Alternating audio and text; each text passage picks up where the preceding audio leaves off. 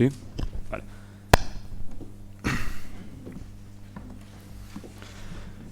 Bé, benvinguts i benvingudes. Anem a seguir en la segona jornada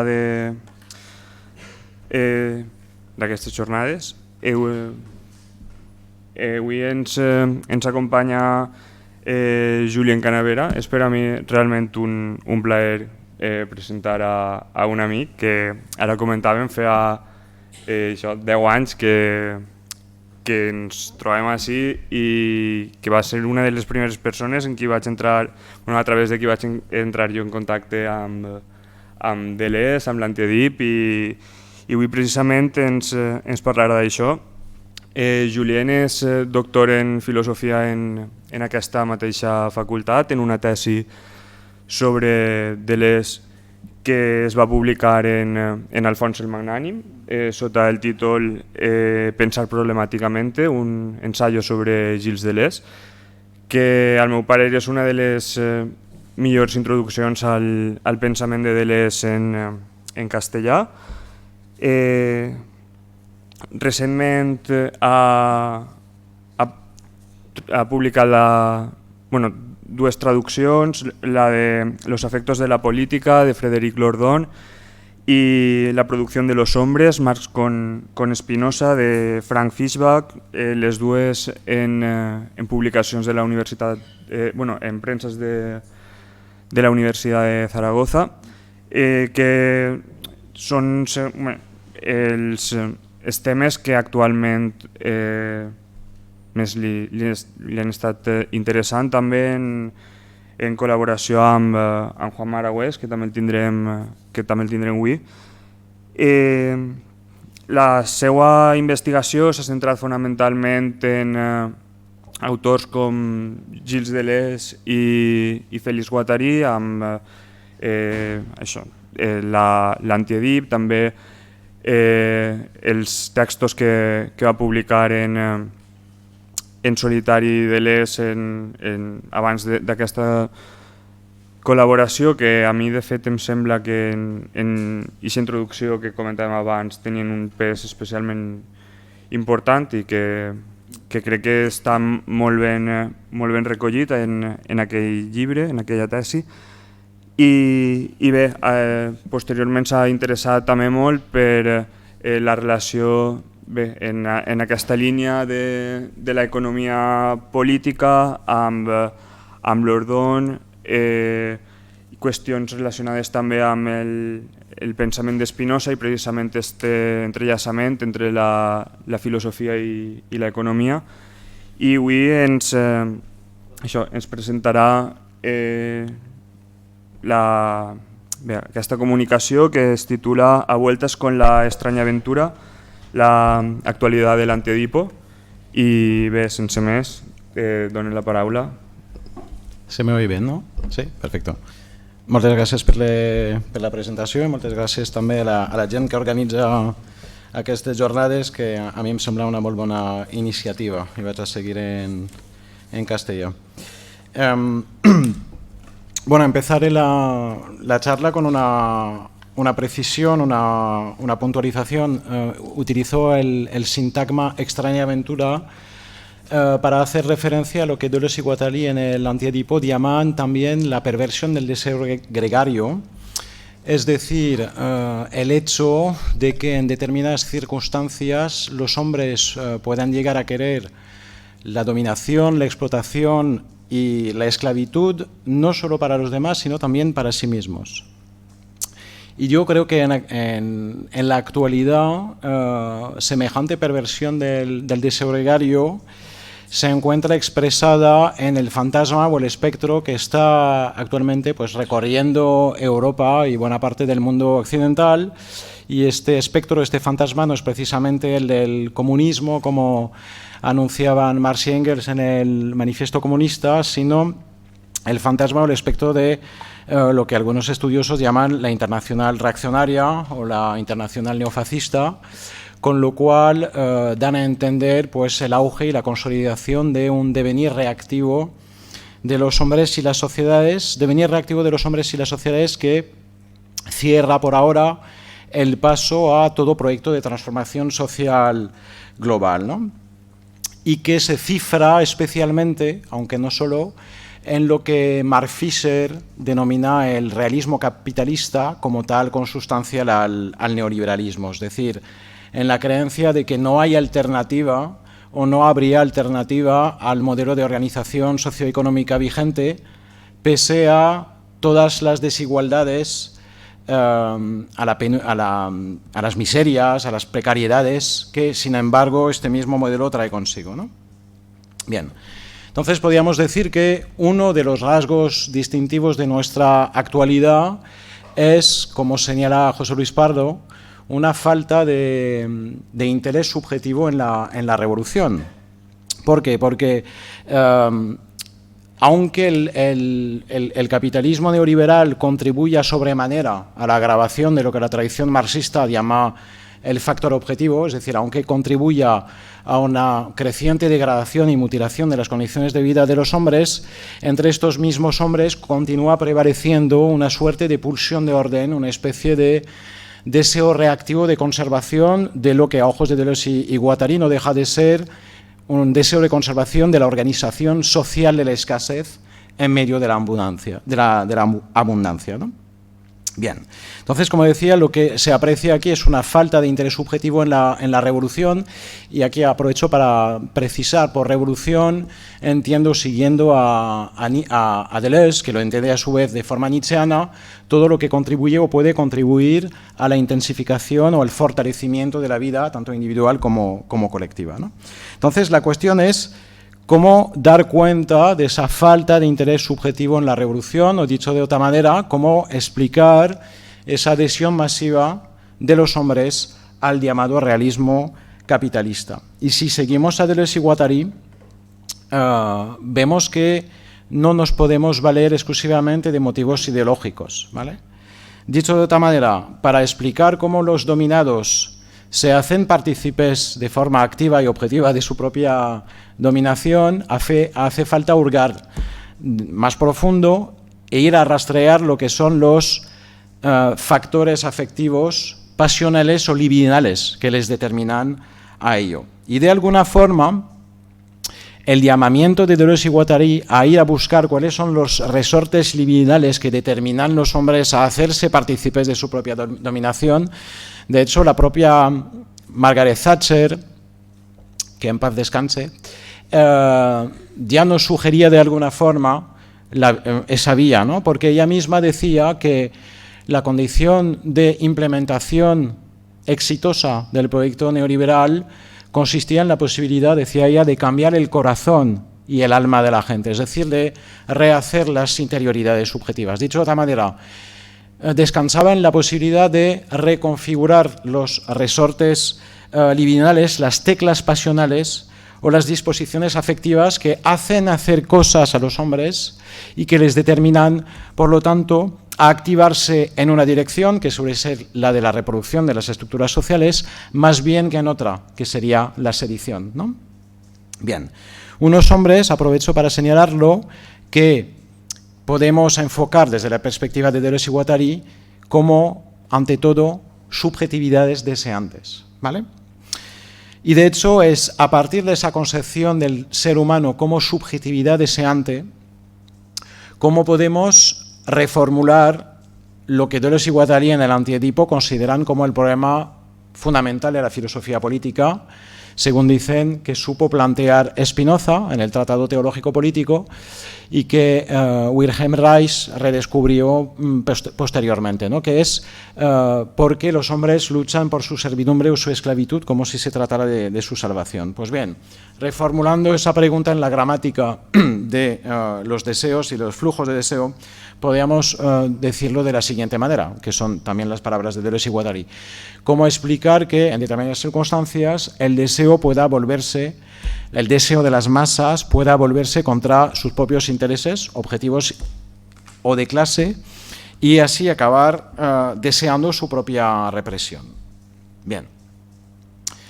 Esta pregunta a mí me parece fundamental y creo que por la atmósfera intelectual por ciertos prejuicios, estaríamos tentados de contestar a esa pregunta apelando a la solución laboetiana, la que formula la Boétie de la servidumbre voluntaria. ¿No? Los hombres se hacen cómplices de su dominación porque no quieren lo suficiente, ¿no? Basta con que quieran para dejarles servir a los poderosos. Bien. No, el problema de esa concepción de la servidumbre relativa a la servidumbre voluntaria es que nos lleva a una concepción de voluntad, de mala voluntad, de voluntad deficitaria, pero que por derecho podría querer más, ¿no? Y de hecho nos preguntamos por qué coño no quiere más, ¿no? Bien.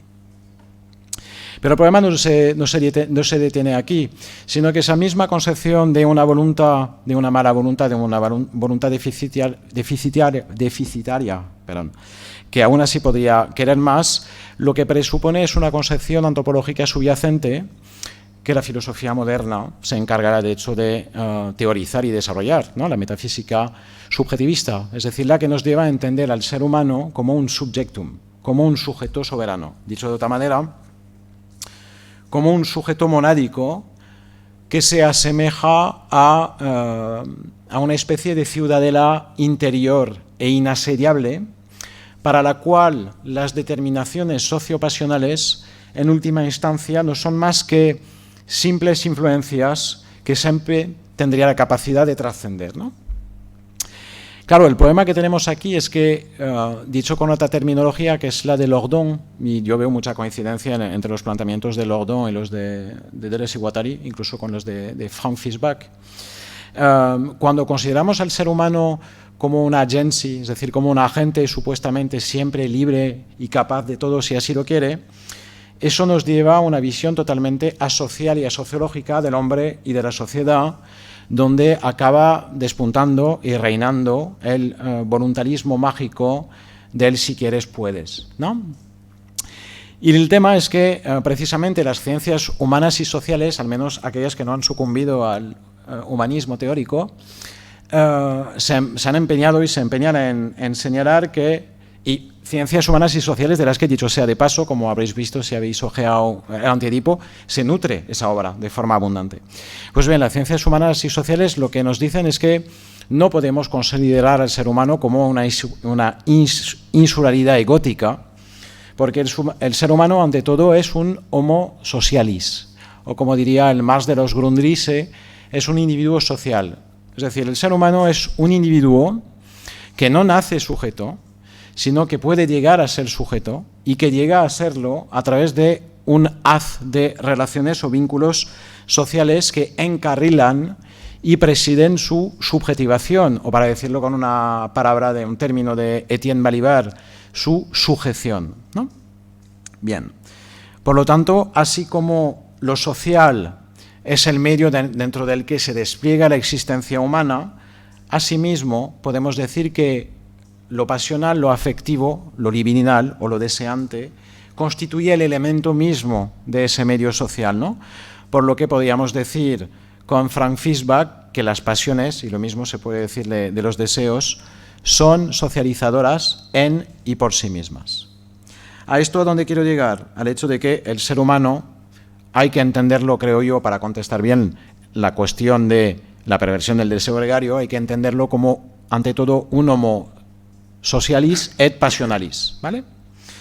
Pero entender al ser humano como un homo socialis y passionalis, antes de que llegue a ser, aunque siempre sea relativamente, un homo rationalis et liber, eso no significa que hayamos de idear el ser humano como el simple soporte pasivo de estructuras sociales que ese mismo individuo efectuaría de manera mecánica, como por ejemplo sostiene el marxismo ortodoxo y como sostiene en particular Lenin cuando dice que la conciencia es un mero reflejo del ser social, ¿no?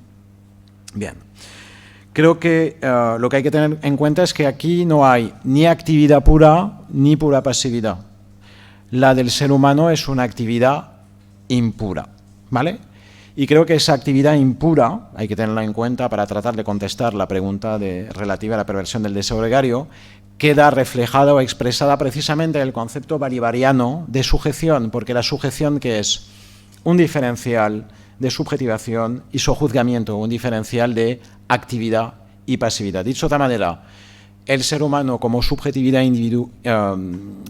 subjetividad deseante despliega su existencia y efectúa sus actos en medio de relaciones sociales que lo constituyen y contribuyen a su subjetivación al mismo tiempo que lo determinan y lo lastran, ¿no? Por lo tanto, creo que es importante, eso no aparece explícitamente tematizado en el Antiedipo, pero creo que es la concepción antropológica de la que nos podemos valer, ¿no?, para entender por dónde van los tiros en Deleuze y Guattari. El hombre se puede entender, por lo tanto, como una pasividad originaria, una afectividad originaria, pero siempre susceptible de ser activada e incluso de autoactivarse, pero a sabiendas de que esa activación y esa autoactivación nunca agotan por completo todo el trasfondo de heterodeterminación previa, ¿vale?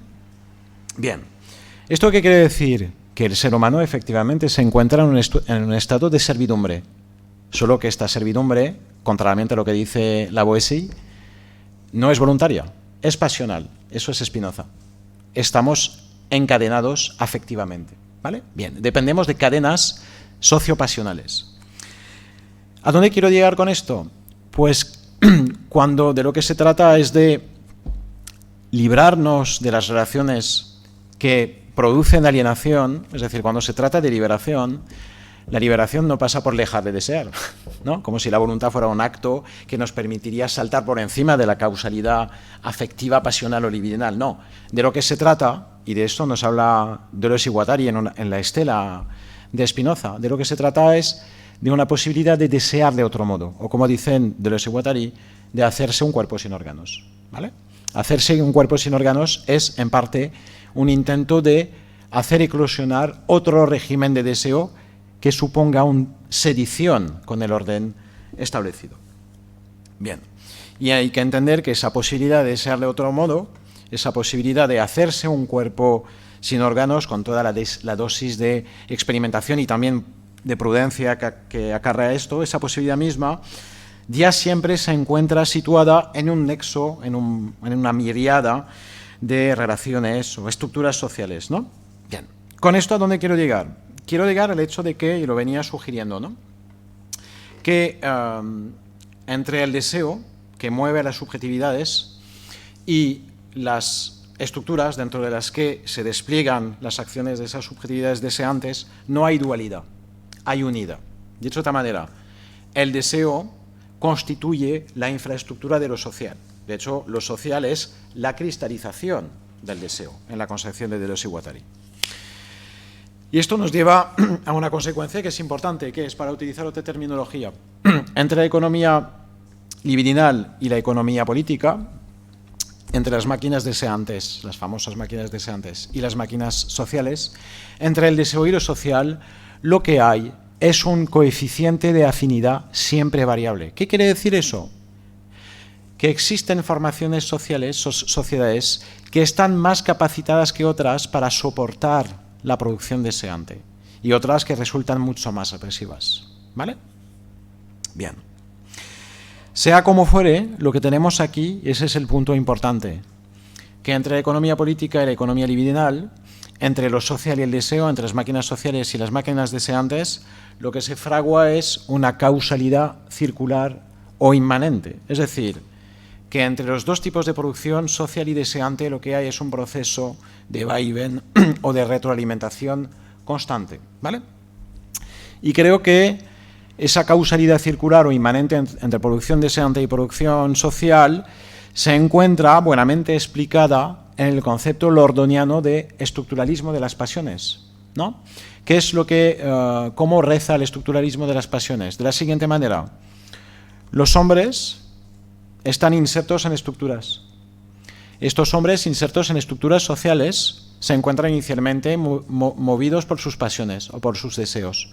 Pero en última instancia, estas pasiones o estos deseos se encuentran buenamente determinados por las estructuras sociales, ¿vale? Bien. Lo cual es otra manera de decir que los resortes afectivos o los dinamismos libidinales que subyacen a la acción humana están ampliamente moldeados por las estructuras sociales. Eso lo dicen, de hecho, explícitamente Deleuze y Guattari al final del Anti-Edipo. Son las estructuras sociales, son las instituciones sociales quienes operan una soldadura del deseo con objetos, fines, intenciones. Y eso es un punto muy importante.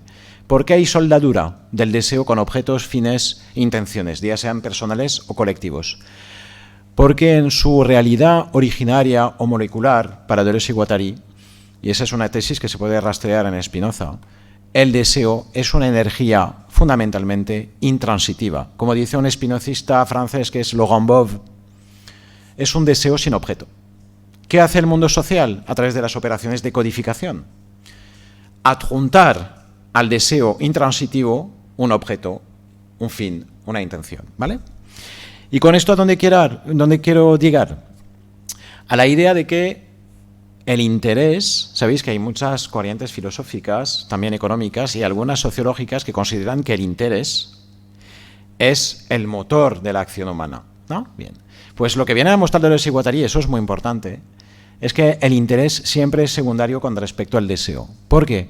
Porque el interés, por así decirlo, casi es una metáfora casi bersoniana, el interés es como la corteza endurecida del régimen de deseo. Es la corteza endurecida de un deseo ya socialmente codificado y regulado. ¿Vale? Bien.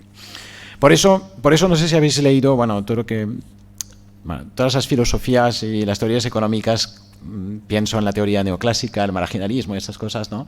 Hay una falta de profundidad asombrosa, ¿no? Porque se supone que el ser humano es un agente racional libre que tiene identificado su interés propio, ¿no? Y que lo persigue. Pues bien, no, en realidad es el interés quien persigue a un deseo que fundamentalmente es inconsciente, ¿vale? Bien. Por lo tanto, el interés que es la parte consciente, actualizada, racionalizada, de una posición de deseo que el propio sujeto ignora, ¿no? Entonces, insisto en este punto, lo que viene a enseñar Deleuze y Guattari es la secundariedad del interés con respecto al deseo, es decir, que el deseo siempre es más profundo que el interés y que se lleva el interés a donde él mismo va, ¿vale? También es otra manera de decir que el interés es la forma degradada o empobrecida en la que el deseo y sus posiciones o agenciamientos quedan representados en una conciencia y para un sujeto.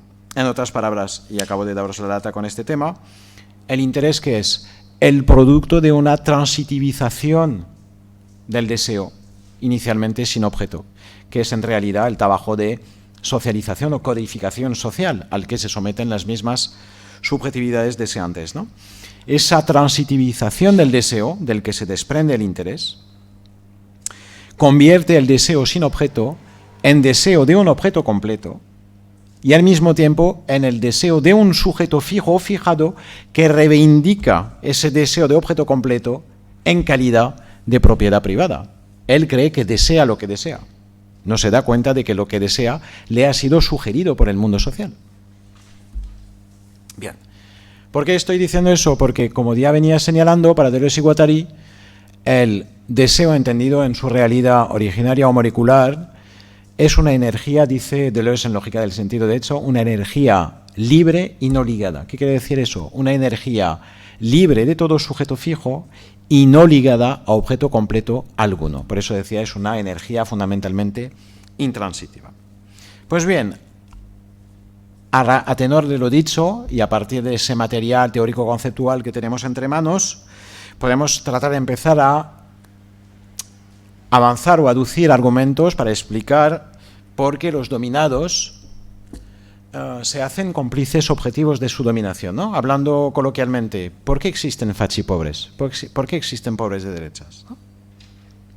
Bien, como ya venía señalando antes, no podemos valernos exclusivamente de motivos ideológicos. Tenemos que apelar a los resortes profundos, ¿no?, que subyacen a la acción humana, resortes afectivos, pasionales o libidinales, invirtiendo perspectiva.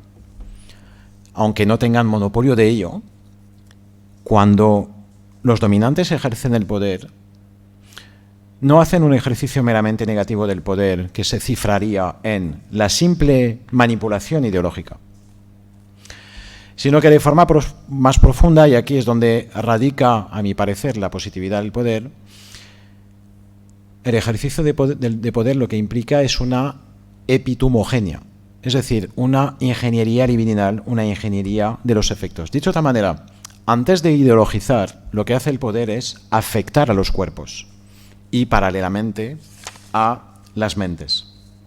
Dicho de otra manera, antes de persuadir a los dominados que sus intereses son idénticos o similares a los de los dominantes, estos mismos dominantes lo que tienen que hacer, o lo que tratan de hacer, es, para decirlo con Lordon, de hacer entrar o enrolar el deseo de los dominados en su deseo amo.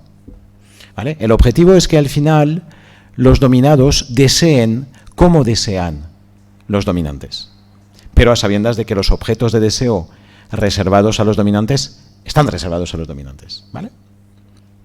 Bien. De hecho, la eficacia de la ideología, y en particular de la ideología entendida en sentido marxista como herramienta de manipulación a engaño ideológico, localiza su condición de posibilidad en la existencia en los propios dominados de un caldo de cultivo afectivo que predisponga a estos mismos dominados a acoger las ideas y los valores dominantes. ¿Vale? Esto es un punto importante. Lección espinocista. Una idea tomada en su realidad puramente ideal carece de fuerza motriz. Para poder surtir efectos y afectar, tiene que ir acompañada de un suplemento afectivo, ¿no? Bien. Claro, con esto, ¿dónde llegamos? En particular, lo que es la insuficiencia de la solución que propone el marxismo clásico para acabar con la dominación de los dominados, para que los dominados dejen de servir. Es decir, de lo que se trata, según el marxismo clásico, es de llevar a cabo una labor de toma de conciencia, de concienciación, ¿no? Bastaría con que los dominados sean conscientes de cuál es la comunidad de intereses objetivos que les corresponde para dejarle de hacerse cómplices de esa dominación. Y lo que creo vienen a señalar Deleuze y Guattari en la estela de Spinoza y después de Rice, es precisamente que esa toma de conciencia, para decirlo con una fórmula de matemáticos, es una condición necesaria, pero no suficiente. ¿Por qué no es suficiente? Porque de poco sirve la toma de conciencia si previamente no se rehace, como diría el propio Rice, la armadura emocional de los hombres. Dicho de otra manera, y por eso distinguen, no sé si eso lo habéis visto, entre catexis conscientes o preconscientes de interés y catexis inconscientes de deseo. Por muy revolucionaria que sea una catexis de interés, acabará sucumbiendo a lo reaccionario de la armadura emocional de los hombres, es decir, a sus catexis inconscientes de deseo, si estas mismas catexis no han sido sometidas a un trabajo de moldeado, de reconfiguración, ¿no? Dicho de otra manera, no se puede, o sea, una catexis de interés revolucionaria se acaba inclinando ante una armadura emocional que sigue siendo reaccionaria, entendiendo aquí por reaccionario todo lo que es adecuado al interés y al deseo amo de los dominantes, ¿no? Bien. Entonces la cuestión es, ¿qué es lo que hay que hacer para tratar de revertir esa perversión del deseo gregario? Porque el deseo gregario es exactamente eso. El deseo gregario es el deseo enrolado en el deseo amo que acaba deseando como desea el amo, ¿no? Joder, es la dialéctica del amo y del esclavo en Hegel. Es eso. ¿Qué hay que hacer? Pues esa es una temática que Deleuze, por su parte, de forma solitaria, ya trabaja en Nietzsche la filosofía. Para tratar de revertir la perversión del deseo gregario, de lo que se trata es de hacer eclosionar una nueva sensibilidad, otra manera de sentir, porque para Deleuze es de la sensibilidad de donde se desprende el pensamiento. Solo sintiendo de otra manera podemos pensar de otra manera. Reformulándolo en la gramática del deseo, para acabar con la perversión del deseo gregario, ya lo venía diciendo antes, de lo que se trata es de desear de otro modo, ¿vale? O para decirlo con la terminología de Lordon, de lo que se trata es de modificar el espectro de las afectabilidades de los seres humanos, ¿vale? Y es una tarea esta a la que de hecho pretende contribuir el esquizoanálisis, y es una tarea no solo individual, sino también fundamentalmente colectiva y política.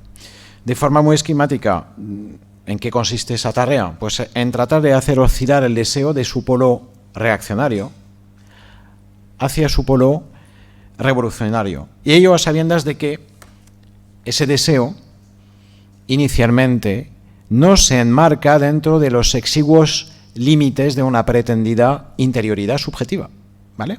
Y llegados a este punto, ya voy a poder explicitar un presupuesto al que estaba apelando de forma implícita. Y es un aspecto fundamental del antiedipo. Como sabéis, Deleuze y Guattari lo que pretenden es romper con lo que llaman la lógica idealista de adquisición, cuando hablan del deseo. Es decir, esa lógica que corre de Platón hasta Freud, pasando por Hegel, y que consiste en enfocar el deseo desde la negatividad de la falta o la carencia, ¿vale? La operación de Deleuze y Guattari consiste en tratar de sacar la libido de lo que el propio Deleuze en Derrames entre el capitalismo y la esquizofrenia llama el círculo piadoso del deseo, ¿vale? Cuyo primer arco constitutivo es precisamente el deseo-carencia. ¿Qué nos viene a decir Deleuze y Guattari del deseo-carencia? Que a mí eso me parece muy importante. Claro que existe, claro que podemos experimentar el deseo como carencia o falta, pero ¿qué es? No es la realidad originaria del deseo. Es el deseo en tanto que sometido a un trabajo de transitivización y codificación social, ¿vale? Es decir, es la resultante de esa transitivización y codificación social que se acaba vacuorizando en el sujeto fijado o fijo, precisamente a modo de falta o carencia interior, ¿vale? Bien. A esta lógica idealista de la adquisición, lo que sustituyen es lo que llaman la lógica materialista de la producción. La operación en que consiste en devolver o restituir al deseo su plena positividad. ¿Qué quiere decir eso? Que el deseo, tomado en su realidad originaria o molecular, no es deseo de algo, no es una tensión hacia algo. Es decir, no es carencia de. Es productividad. El deseo es productor, ¿vale? Dicho de otra manera, el deseo es un brote naturante. El deseo es impulso vital que se sitúa inicialmente al margen de cualquier coordenada personológica y objetual y, como lo acabo de señalar, se caracteriza ante todo por producir. ¿Y qué es lo que produce? Según Deleuze y Guattari, produce la realidad y, en particular, produce la realidad social, ¿vale? Es precisamente el carácter positivo, es decir, productivo del deseo, lo que lleva a Deleuze y Guattari a rechazar el gesto idealista, de hecho reiterado por el psicoanálisis clásico, consistente en encerrar el deseo entre las cuatro paredes de una interioridad subjetiva, es decir, de encerrar el deseo, consistente en encerrar el deseo en este mundo parafísico que es la llamada realidad psíquica. Lo que nos están diciendo Deleuze y Guattari que es que el deseo va más allá de la realidad psíquica, ¿vale? ¿Por qué? Porque de hecho forma parte de la infraestructura material. Bien, a esta desubjetivación del deseo, porque así es como hay que entender el deseo en su realidad molecular o originaria, corresponde una desprivatización del inconsciente. ¿Vale? Eso es muy importante tenerlo en cuenta. ¿Qué quiere decir desprivatización del inconsciente? Que ya no podemos entender inconsciente como lo hace el psicoanálisis clásico, es decir, como una suerte de teatro personal donde se repetiría de forma sempiterna el drama edípico. El inconsciente en Deleuze y Guattari, como sabéis, pasa a designar una fábrica impersonal, anónima, yo incluso diría con Balibar transindividual, donde el deseo maquínico o las máquinas deseantes lo que hacen es precisamente producir el tejido social y a la vez que lo producen, desplazarlo constantemente, ¿vale? Es precisamente en esa producción del tejido social y en ese desplazamiento continuo del tejido social producido donde se cifra, según Deleuze y Guattari, el carácter intrínsecamente revolucionario del deseo. Es una fuerza que es muy difícil contener, ¿vale? Bien. Y hablando de aparatos de contención, ¿qué es Edipo para Deleuze y Guattari? Edipo, que no inventa el psicoanálisis, pero que le da un uso determinado en su práctica, ¿no? y en su teoría. Edipo, que en realidad para Deleuze y Guattari señala la operación por la que se dobla el deseo sobre la esfera triangular, la esfera triangular, el triángulo Papa-Mamayo. Edipo para Deleuze y Guattari no es un dato primigenio. ¿Qué quiere decir eso? Edipo no señala algo así como una estructura a priori de la afectividad humana. Edipo para Deleuze y Guattari es la expresión en la vida afectiva o libidinal de los sujetos de la represión social. Y lo que nos dicen en particular es que en la formación social capitalista es la llamada familia privatizada la que hace las veces de instancia delegada de esa represión social. Es decir, es la propia familia privatizada lo que contribuye a edipizar el deseo. ¿Qué quiere decir edipizar el deseo en sentido amplio? Significa desocializarlo. ¿Desocializarlo qué significa? Despolitizarlo. Se convierte el deseo en un argumento para una novela familiar. Bien, sin embargo, ya lo he dicho varias veces, tomado en su realidad originaria, el deseo es inmanente a lo real, y no es solo que sea inmanente a lo real, sino que constantemente, en virtud de su naturaleza intrínsecamente revolucionaria, hace huir lo real por todas partes. Y esto tiene consecuencias a nivel social y político, y es que, según Deleuze y Guattari, una sociedad, una formación social, se define menos por sus contradicciones que por sus líneas de fuga, que da nombre a vuestro grupo de estudio, ¿no? Se define por, primero, sus movimientos de desterritorialización. Y esta es la razón por la que el mayor miedo que tiene una sociedad o una formación social es el miedo al diluvio. ¿Qué coño es eso del diluvio? El derrame descontrolado de flujos de deseo, de dinamismos libidinales, de energías connativas. ¿Por qué? Porque precisamente en virtud de la antedicha naturaleza revolucionaria del deseo, si no existen códigos, instituciones o estructuras sociales de contención, los flujos de deseo pueden acabar operando realmente como auténticas fuerzas centrífugas, para utilizar una metáfora de la ciencia física, que amenacen con acabar con lo que es la unidad, la cohesión y la estabilidad del cuerpo social. Y esta es la razón por la que el cuerpo o el campo social requiere, una sociedad requiere, para contrabalancear esa tendencia, de códigos o instituciones que por su parte operen como fuerzas centrípetas, capaces por lo tanto de reintroducir homogeneidad en lo heterogéneo. Y veis que aquí reencontramos esa causalidad circular o inmanente, esos procesos constantes de vaivén o retroalimentación entre producción deseante y producción social, ¿no? Lo que tenemos, para resumirlo de forma muy sencilla, es lo siguiente. Por un lado, la producción deseante se caracteriza por descodificar y desterritoriar la sociedad, mientras que por el otro, lo que hace la sociedad es tratar de codificar y reterritorializar la producción deseante. A sabiendas de que, y eso es muy importante, cada producción, tanto la producción deseante como la producción social, está gravida de un peligro propio. El peligro propio de la producción deseante es el peligro del caos-abolición, de la desestratificación salvaje. En cambio, el peligro propio de la producción social, ¿cuál es?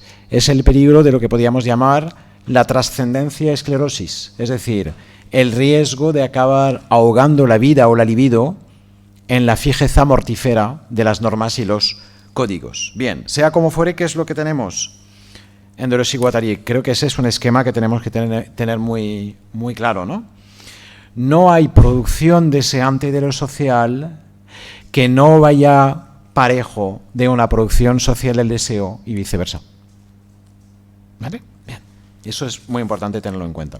Claro, eso me lleva a hacer dos puntualizaciones.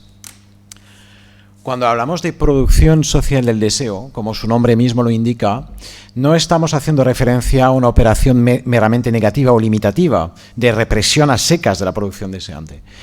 La producción social del deseo lo que señala es precisamente una torsión de la producción deseante. ¿Qué quiere decir eso? Que a un tipo de flujo de deseo corresponde un determinado código social que le marca a ese flujo de deseo cuál es el cauce institucional por el que se puede derramar. Pero un código social no le marca a un flujo de deseo cuál es el cauce por el que se puede derramar, sin al mismo tiempo someterlo a nuevas obligaciones o tareas. Y en un texto que está en la estela de empirismo y subjetividad, que se llama Instintos e Instituciones, que aparece, si no recuerdo mal, en La Isla Desierta y otros textos, Deleuze ahí da un ejemplo que me resulta muy interesante para entender ese punto, ¿no? Que permite entender también por qué no puede haber producción deseante de lo social que no vaya aparejo de una producción social del deseo y viceversa.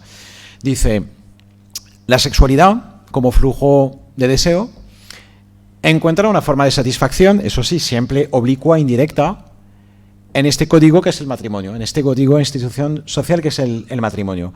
Sin embargo, el código de la institución social matrimonio no permite cierta satisfacción indirecta y oblicua del flujo de deseo sexual sin al mismo someterlo a una nueva obligación. Por ejemplo, la exigencia de fidelidad. Y así sucesivamente. ¿Veis? Bien.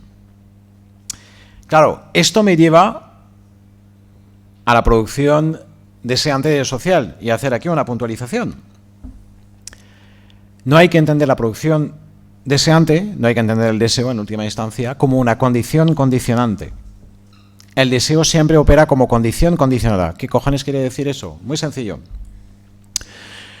La producción deseante de lo social no puede operar, o sea, decir que opera como una condición condicionante es otra manera de decir que el deseo es un condicionamiento extrínseco y que es más ancho que aquello que está llamado a determinar. Y por lo que os estoy explicando no puede ser así.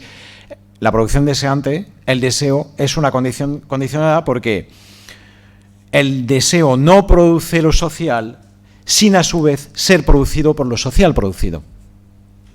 ¿Vale? Bien. Y así de hecho es como, creo yo, hay que interpretar esa frase enigmática que aparece en el Antiedipo, según la cual, eso lo habréis visto seguro, las máquinas deseantes no funcionan más que estropeándose sin cesar. ¿Por qué? Porque lo que rechazan Deleuze y Guattari es precisamente una lectura espontaneísta del deseo, ¿no? Bien. Entonces, aquí, ¿qué es lo que tenemos? Antes os hablaba de una causalidad circular o inmanente, lo podemos reformular con la terminología de Alain Badiou, de hecho, comentando a Deleuze. Lo que hay en Deleuze y Guattari, ¿qué es? Un movimiento de dos movimientos. Un movimiento, para utilizar otra terminología, de moralización y otro de molecularización. Dicho en otras palabras, el movimiento de dos movimientos apunta a un diferencial de molarización y molecularización porque tenemos, por un lado, a una producción social que molariza, es decir, que codifica, que homogeneiza, que masifica, y por el otro tenemos una producción deseante que moleculariza, es decir, que descodifica, que heterogeneiza y que singulariza. Bueno, de ello podemos sacar varias implicaciones o varias consecuencias. La primera es que cualquier sociedad, cualquier formación social apunta ya siempre a una totalidad abierta e inconclusa. Primer punto. Segunda implicación, o segundo punto. La historia de los hombres y las sociedades, para decirlo esta vez con un término sartriano, es ya siempre una totalidad destotalizada. ¿Qué quiere decir eso? Que la historia de los hombres y las sociedades es un proceso jamás acabado y siempre contrariado.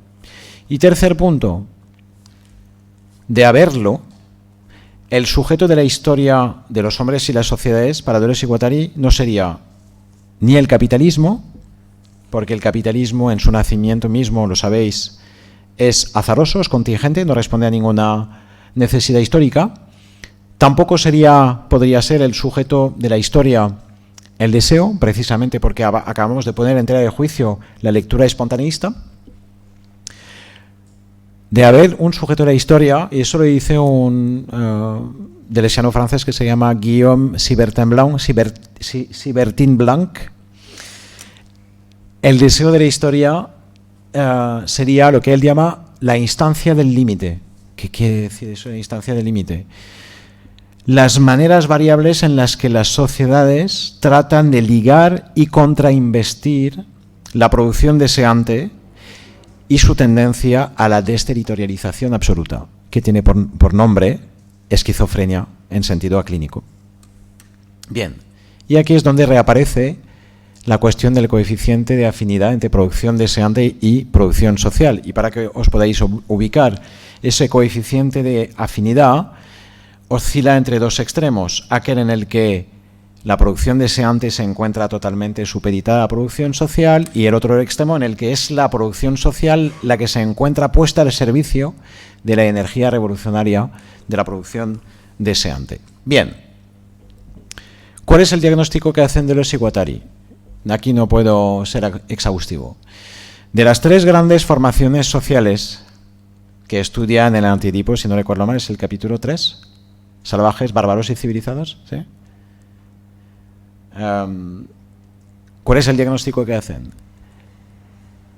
Que pese a sus apariencias liberales y bajo sus falsas promesas de emancipación, la formación social que más represiva resulta es la capitalista. ¿Vale?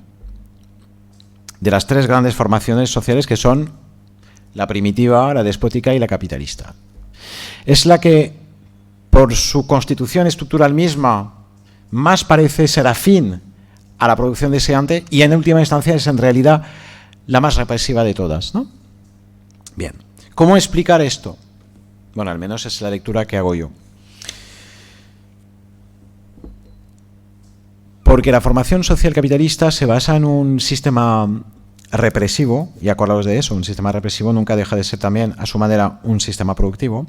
Se basa en un sistema represivo que no se vale exclusivamente de códigos socioculturales y o de hipercódigos jurídico-políticos. Es decir, un sistema represivo que no se basa exclusivamente en usos y costumbres, por un lado, y leyes, por el otro, sino que se basa ante todo en lo que Deleuze y Guattari llaman la axiomática contable. Un sistema contable en el que de hecho quedan subsumidos todos los instrumentos de cálculo, estadística, previsión, anticipación, ¿no? Axiomática que de hecho no anula los códigos y los hipercódigos, sino que se los agencia y los redistribuye según sus conveniencias, ¿vale? De hecho, pequeño inciso, tal y como tematizan Deleuze y Guattari la axiomática contable, yo lo que aquí veo reflejada es la tesis marxiana de la subsunción real del trabajo en el capital. Es decir, no sé si eso suena, ¿no? El proceso de movilización y supeditación de las áreas, de las esferas sociales hasta las propias subjetividades al ciclo de autovalorización del capital. Pues yo creo que en la axiomática contable, tal y como la teorizan Deleuze y Guattari, se encuentra reflejada esa tesis de la subsunción real. Bueno, voy acabando, ¿eh?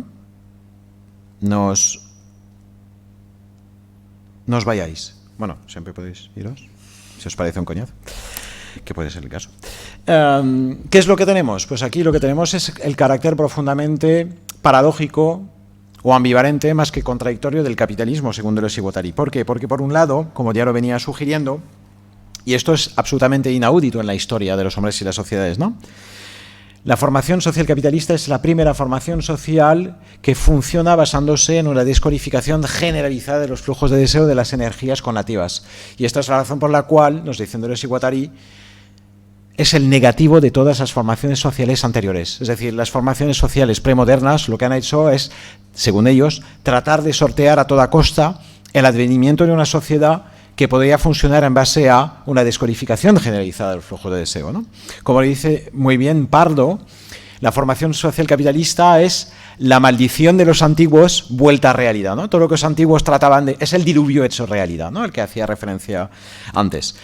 ¿Por qué? Porque ahí donde hay descodificación generalizada de los flujos de deseo, y aquí me remito a Marx y Engels en el Manifiesto Comunista, todo lo estable y lo sólido se evapora en el aire.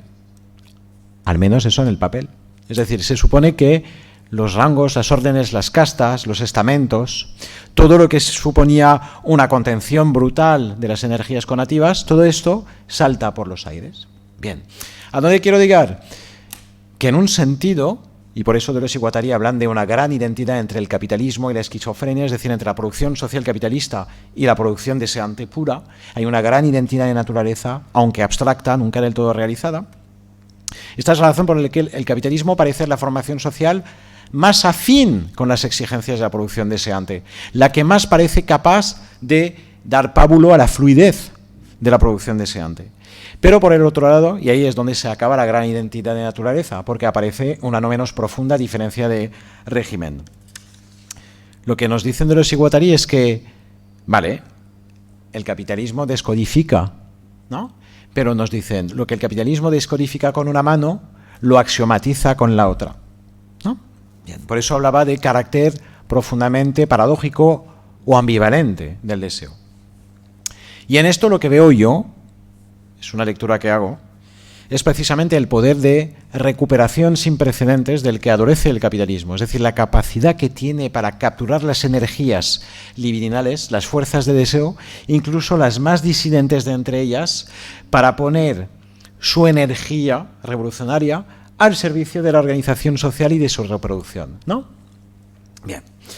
No sin razón, voy acabando, nos dicen Deleuze y Guattari que la axiomática contable de la que se vale la formación social capitalista está constantemente desgarrada entre, dicen, dos polos, un polo de fuga y un polo de endurecimiento. Yo esto lo entiendo de esta manera, o creo que se puede resumir de esta manera. El capitalismo como fenómeno propiamente moderno da pábulo y promueve promesas de emancipación, tanto individual como colectiva. Sería el polo de fuga del capitalismo, ¿no? Pero al mismo tiempo que alienta en las subjetividades deseantes promesas de emancipación individual y colectiva, lo que está haciendo, y aquí es donde aparece el polo de endurecimiento, lo que hace es desposeer a esas mismas subjetividades de las condiciones materiales o objetivas que les permitirían precisamente plasmar y hacer realidad esas promesas. Eso se ve muy bien, por ejemplo, cuando se proclama la igualdad y libertad de los hombres, ¿no? Pero en realidad esa proclamación es absolutamente formalista porque lo que viene a ocultar es la creciente heteronomía material de los seres humanos, ¿no? Bien. ¿A dónde quiero llegar con eso? Que ese sujeto fijo o fijado del que nos hablan Deleuze, ¿no? Es precisamente lo que la tradición filosófica moderna llama el subjectum, ¿no? El soberano, el sujeto soberano, al que estaba haciendo antes una crítica, ¿no? Que no aparece como tal tematizada en el Antidipo, aunque se aparece en filigrana. ¿Qué es lo que quería señalar? Voy acabando. Que cuanto más el hombre se encuentra desposeído de las condiciones materiales objetivas para dar salida a sus energías conativas, más se cree libre. ¿Vale? Ese es el primer punto, que de hecho para Frank Fischbach, al que hacía antes referencia a Raymond en su presentación, es lo que Fischbach llama la primera alienación. La primera alienación es precisamente creerse libre, es creerse dotado de una voluntad que, aunque no quiera lo suficiente, por derecho podría querer más, y en realidad no. Muy a menudo, por mucho que quieras, no puedes, ¿no? Y es más que eso, te crees libre precisamente porque, espinocianamente hablando, incluso hasta cierto punto freudianamente hablando, eres ignorante de las causas afectivas que te determinan, ¿no? Por eso mismo te crees libre. Eso lo habéis visto, ¿no? Es la crítica espinocista a la conciencia como sede de la ilusión, ¿no? Me creo libre precisamente porque ignoro cuáles son las causas profundas que me determinan. Bien, voy acabando. Lo que hay aquí con la modernidad capitalista es precisamente un devenir sujeto del hombre. Y ese devenir sujeto del hombre, ¿qué es? Es el correlato de un proceso de desocialización, de desobjetivación, o como dice Fischbach, y esto lo suscribirían plenamente Deleuze y Guattari, un proceso de privación de mundo. ¿Vale? Claro, esa privación de mundo, esa desobjetivación, esa desocialización, que al final acaba concerniendo al propio deseo, ¿vale? Es indisociable, como lo venía diciendo, de la historia de la modernidad capitalista, porque ¿qué es también la historia de la modernidad capitalista? Es la historia del desencaje de la economía, como dice, no sé si lo sabéis, Karl Polanyi en La Gran Transformación. Es la historia, dicho de otra manera, del devenir mercado de la sociedad. Es la historia del auge de relaciones sociales, o mejor dicho, de no relaciones sociales, de competencia y de chantaje a la supervivencia material. En pocas palabras, la historia de la modernidad capitalista, ¿qué es? Quitando lo que es el paréntesis keynesiano y socialdemócrata, ¿qué es? Es la historia de la atomización social. ¿Os acordáis de eso de Thatcher? No existe algo así como la sociedad. Solo existen individuos, mujeres, hombres y sus familias. Qué bonito, ¿no? Bien, voy acabando. De esa atomización social, ¿qué es lo que se desprende? Pues precisamente el hombre entendido como persona privada. Y para Deleuze y Guattari es solo a partir de la modernidad capitalista como el ser humano se autopercibe a sí mismo como persona privada. ¿Vale? ¿Qué es la persona privada? Y voy acabando. La persona privada es la persona que potencialmente puede sucumbir al deseo gregario, a la perversión del deseo gregario. ¿Por qué? Porque es el hombre vuelto persona privada, es el hombre cuya energías conativas o fuerzas de deseo han sido desocializadas. Dicho de otra manera, han sido edipizadas. Y el hombre cuyas energías conativas o fuerzas de deseo han sido desocializadas, edipizadas, es un objeto que es un hombre, que se encuentra confinado en un dominio cada vez más restringido del disfrute. En pocas palabras, y aquí hago un guiño a mi compañero Juan Manuel Aragüés, que después tendréis el placer de escuchar, y ya acabo, el hombre vuelto persona privada se puede interpretar como el hombre de las pasiones idiotas, que no coinotas, es decir, el hombre que al final asume las reglas competencialistas del juego social y económico y que hacerlo solo puede acabar peleando por las migajas, o como dice Deleuze, por las pequeñas compensaciones. ¿Y qué pasa? Que esas pequeñas migajas, esas pequeñas compensaciones, considera que los otros, los indocumentados, los inmigrantes, los racializados, las mujeres, etcétera, etcétera, son precisamente lo que traba su consecución, ¿no? Pues nada, muchas gracias por vuestra paciencia y escucha.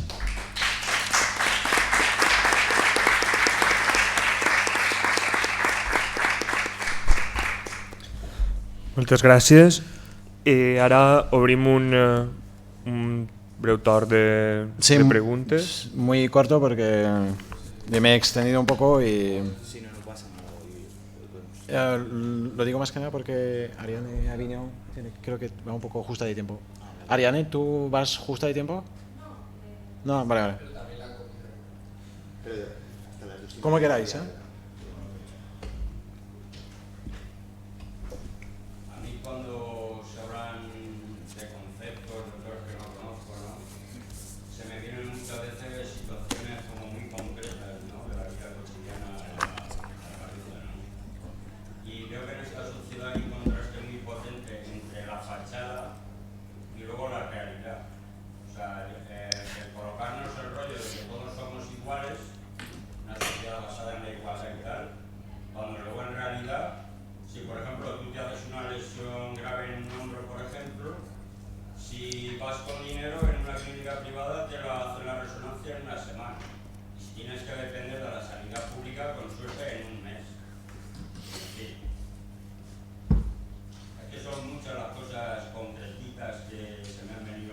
Pues mira, si te parece, aprovecho tu intervención y te doy las gracias por ella para precisar un punto. Cuando estaba diciendo que la conversión del hombre en sujeto, el hecho de que el hombre se autoperciba y se comprenda a sí mismo como sujeto, el hecho de que haya un devenir sujeto del hombre y que ese devenir sujeto del hombre es el correlato de un proceso de privación de mundo que acomete la formación social capitalista mediante la axiomática contable. ¿Cuál sería dicho filosóficamente, una instanciación concreta de esa privación de mundo? ¿Cómo se concretaría, ¿no?, esa privación de mundo? Pues personalmente yo creo que tenemos la prueba concreta en las llamadas políticas de privatización de los servicios públicos a los que tú estás haciendo referencia, ¿vale? De hecho es más, y eso es una tesis que aparece en un texto muy bueno ya lo comentábamos ayer, de José Luis Pardo, Deleuze, Violentar el pensamiento.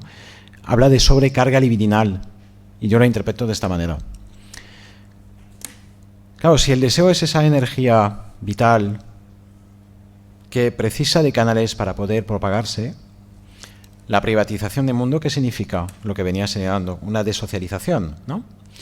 ¿Cuál es la consecuencia de esa desocialización? De una reversión de la energía libidinal sobre el sujeto, es decir, de una sobrecarga libidinal. Y una lectura una interpretación que se puede hacer de esa lectura de José Luis Pardo es precisamente eso, ¿no? Que a lo mejor las psicopatologías tienen que ver con esa sobrecarga libidinal, es decir, con ese proceso de reversión de una energía libidinal que, no pudiendo, como diría Andrés Guattari, hacer el amor con mundos, revierte de forma patológica sobre un individuo, ¿no? Y ya está. Sí. Un momento, que vamos a ponerlo.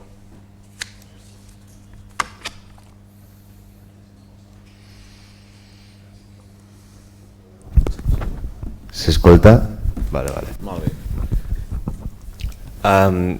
Jo m'estava preguntant abans si això que havies dit de que l'interès és com... Bueno, ho dic millor en castellà. L'interès és com... ¿Cómo es? Es como el endurecimiento de esa producción deseante, de esas líneas de fuga que... Bueno, me preguntaba si eso se puede relacionar con la desocialización de la que estabas hablando ahora, y si, por ejemplo, también me preguntaba si el convertirse en un cuerpo sin órganos tiene que ver con lo que Deleuze llama el pensar en nombre propio, ese ejercicio severo de despersonalización.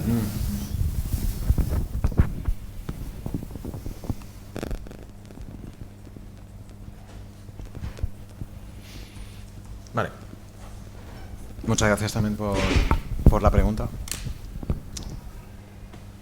Sí, lo que estaba diciendo del interés, a mí me resulta esa distinción que establecen Deleuze y Guattari entre interés y deseo, donde establecen precisamente la secundariedad del interés con respecto al deseo, porque entienden que el interés es el resultado de una transitivización del deseo. Me resulta muy interesante precisamente como arma teórico-conceptual para arremeter contra esa liturgia económica que es el marginalismo, por ejemplo.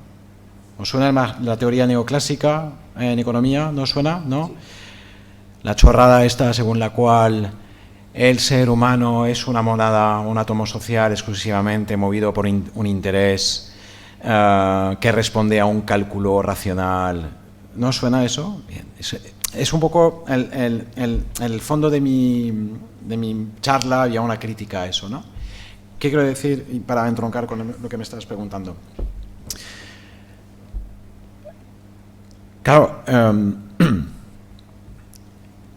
el interés es un producto residual lo voy a decirles de otra manera, de una racionalización del paisaje pasional del hombre, ¿vale? Es decir, es como la parte consciente, lo que sé de los motivos o los resortes afectivos y pasionales que me mueven, digamos que es lo que yo sé. Lo que ignoro son precisamente cuáles son las raíces pasionales o libidinales, ¿vale?, del interés. Cuando tú consideras que la fuerza motriz de la acción humana es el interés, y si el interés es el resultado o producto residual de una transitivización del deseo, claro, lo que pierdes precisamente es el elemento de socialización del hombre. Por eso decía antes, ¿qué son los deseos? ¿Qué son las pasiones? ¿Qué son las energías libidinales? Son elementos en sí mismos y por sí mismos de socialización. Y no es tanto que vengan de nosotros, se trata más bien de cosas que pasan entre nosotros, ¿vale? Entonces, cuando tú, por ejemplo, desde una perspectiva neoclásica o marginalista, dices que lo que mueve al sujeto es su interés bien comprendido, ¿vale?, lo que alimentas es una visión absolutamente asocial y asociológica del hombre, precisamente porque pasas por alto el hecho de que si yo tengo interés en ese algo, es precisamente porque mi complexión afectiva o deseante ha sido moldeada por la sociedad que me sugiere los objetos que tengo que desear y por los que me tengo que interesar. No sé si me explico. Bien.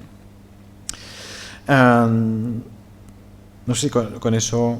Bueno, sería para la primera pregunta. La segunda pregunta, el cuerpo sin órganos, a ver, yo voy a ser sincero, eso siempre lo comento con mis compañeros, con Raymond, con Esther, con Jorge. A mí el pensamiento de Deleuze, y eso lo dice muy bien Jorge León, es un pensamiento que te desconcierta, ¿vale? Yo reconozco que para mí sigue habiendo puntos ciegos en su obra. Es decir, yo tengo un conocimiento parcial de la obra de Deleuze porque hay cosas que no consigo explicarme. La noción de cuerpo sin órganos forma parte de las nociones que son una jodienda. ¿Por qué lo digo? Porque creo que para mí ese es el reto. Hay que tratar de hablar de Deleuze sin hablar el deleuziano. Y eso es muy difícil. Y todos y todas incurrimos en eso, ¿no? Eso es muy difícil, ¿no? ¿Cómo hablar de Deleuze sin hablar al deleuziano? Es decir, ¿cómo hablar de Deleuze siendo capaz de definir los conceptos que inventa, ¿no? Porque si tú repites las palabras, pues muy bien, desterritorialización, guay, pero ¿qué es ¿no? No, eso es el trabajo, para mí es parte del trabajo propiamente filosófico. Bien, después de este inciso, yo la forma que tengo de entender el cuerpo sin órganos es la siguiente manera. Cuando decía que desear de otra manera o de otro modo se puede interpretar, siguiendo la expresión del eso guattariano, de hacerse un cuerpo sin órganos, para mí el cuerpo sin órganos es el cuerpo desregulado, es el cuerpo desestratificado, desorganizado. Dicho de otra manera, ¿qué es? El cuerpo sin órganos es el manojo del que brotan todas las energías inútiles que hacen, por ejemplo, que el cuerpo sea económicamente improductivo, ¿no? Por ejemplo. Bien. Por eso cuando tú vives en una sociedad, esa sociedad te conforma, te moldea y en particular te hace un cuerpo. Y el cuerpo que te hace la sociedad, en particular una sociedad moderna, ¿no? Movida por exigencias de utilidad y eficacia, es que se te haga un cuerpo que canalice las fuerzas, las energías útiles y deja a un lado las inútiles, ¿no? Bien. No sé si con esto contesto. Por eso habla de el cuerpo sin órganos que trata de hacerse el drogadicto. ¿Qué más había? El drogadicto, ¿qué más? El masoquista. El masoquista, el perezoso, no me acuerdo, no, el delincuente, no me acuerdo. Bueno, en fin. Sí, pero es esa idea según la cual, claro, al final la sociedad nos exprime, trata de sacar de nosotros esas energías útiles y hacerse un cuerpo sin órganos es, de alguna forma, entrar en disidencia con esa lógica y abrirse paso a una experimentación, ¿no? Que es un término que viene asociado al de cuerpo sin órganos, ¿no? Hacerse un cuerpo sin órganos, ¿no? Hurgar y perderse un poco en medio de ese manojo de energías inútiles es una experimentación que también conlleva una serie de riesgos y peligros que no conocemos de antemano, por eso siempre tenéis una especie de llamamiento casi aristotélico a ser prudentes cuando vayáis a experimentar. Y acabo con la respuesta. ¿Cómo se relaciona eso de pensar en nombre propio? Claro, hacerse un cuerpo sin órganos es de alguna forma desorganizar el cuerpo que la sociedad te ha hecho. Y correlativamente es desorganizar la forma de pensar dominante en nombre de otra forma de pensar. Claro, ¿qué es lo que quiero decir? Es que a la desorganización del cuerpo se supone corresponde paralelamente una despersonalización del pensador. Y para Deleuze, el momento en el que pensamos auténticamente es cuando perdemos la posibilidad de decir yo. Ahí hay todo. ¿Qué quiere decir eso? Eso, perdona, remite mucho a la visión budista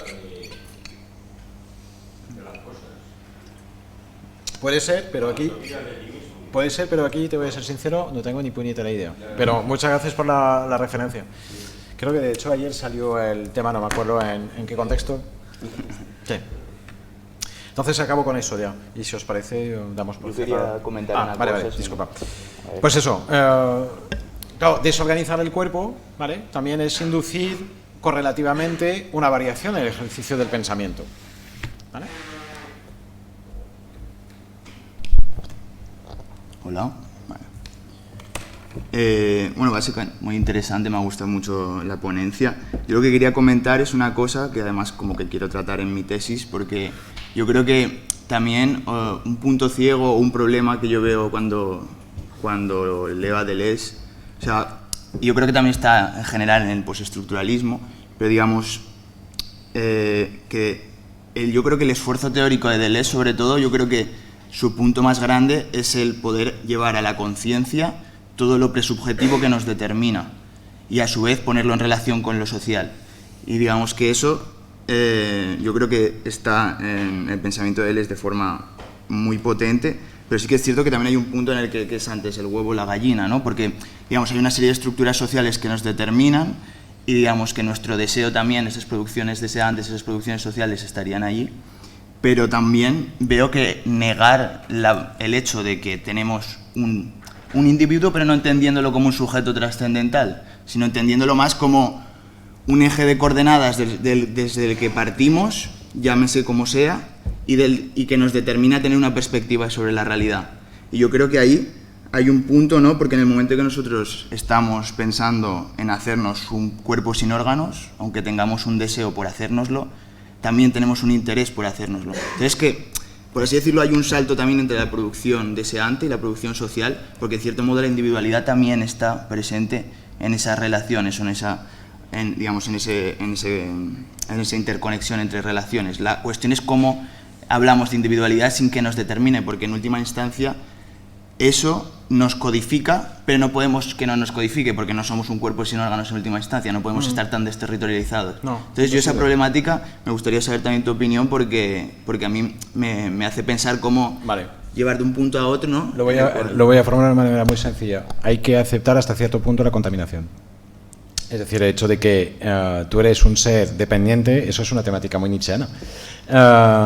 Lo que te constituye son cadenas, como dice Nietzsche. Por cadenas hay que hacer referencia a una miríada de relaciones cuya existencia sueles desconocer. Por eso, de hecho, te crees libre e independiente, precisamente porque no sabes que te apoyas en esa red de relaciones, ¿no? Bien. No todas esas relaciones que te constituyen son fuente de alienación. Algunas pueden ser fuente, siento utilizar esa terminología, pero a mí me parece válida. Pueden ser fuentes de emancipación. La cuestión es que tienes que aprender cuáles de entre las relaciones que te constituyen, las que te convienen, que es la temática espinocista, ¿no? Cuáles son las que se componen constitutivamente con las tuyas y cuáles son aquellas que, en cambio, tienden a descomponerte parcial o totalmente, ¿no? Entonces, yo creo que lo que hay que aceptar es que somos un pliegue de la realidad social, que tenemos la capacidad relativa de rehacernos, pero ese trabajo de reelaboración, ¿vale?, tanto en lo que atañe a la sensibilidad, afectividad como a la forma de pensar, es una cosa que se puede hacer solo segmento por segmento. Lo has señalado tú mismo, para utilizar otra terminología. Nunca te puedes deconstruir totalmente. De hecho, hay un fragmento en Diálogos donde dice que de desterritorializarnos de forma salvaje la palmaríamos, hablando en plata. Entonces, esa desterritorialización, esa desorganización, esa desestratificación, yo creo que hay que entenderla como un experimentalismo que va dando pasos y que procede segmento por segmento. Creo que este es el punto. Y creo que hay una forma de... Sí, implica aprender a conocer cuáles son nuestras máquinas deseantes.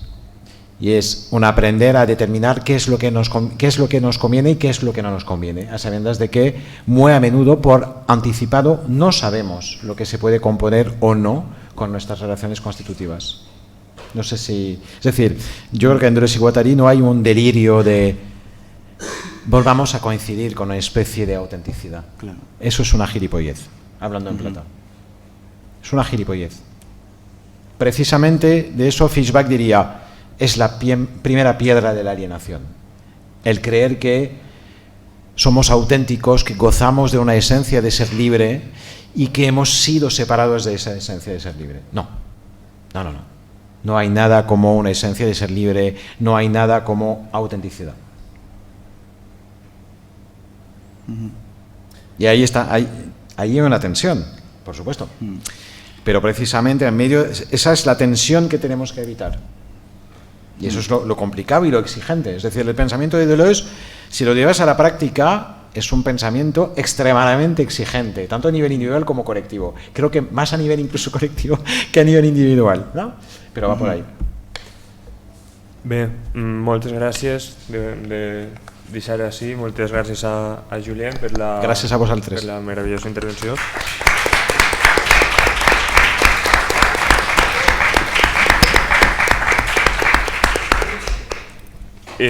Passem a la següent o descansem un minutet, el que digueu? Que mande la...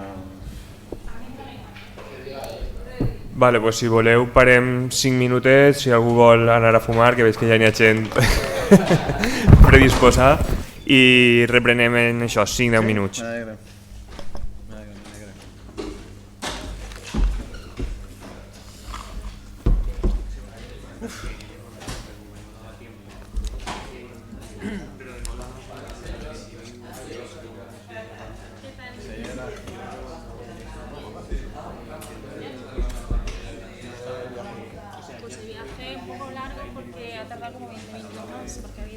Eso me ha dicho Luis. Tenía que llegar a menos 40. ¿Pero cuánto tiempo tarda? 1 hora y 45, lo que trae es en realidad. Bueno, vale. Lo que pasa es que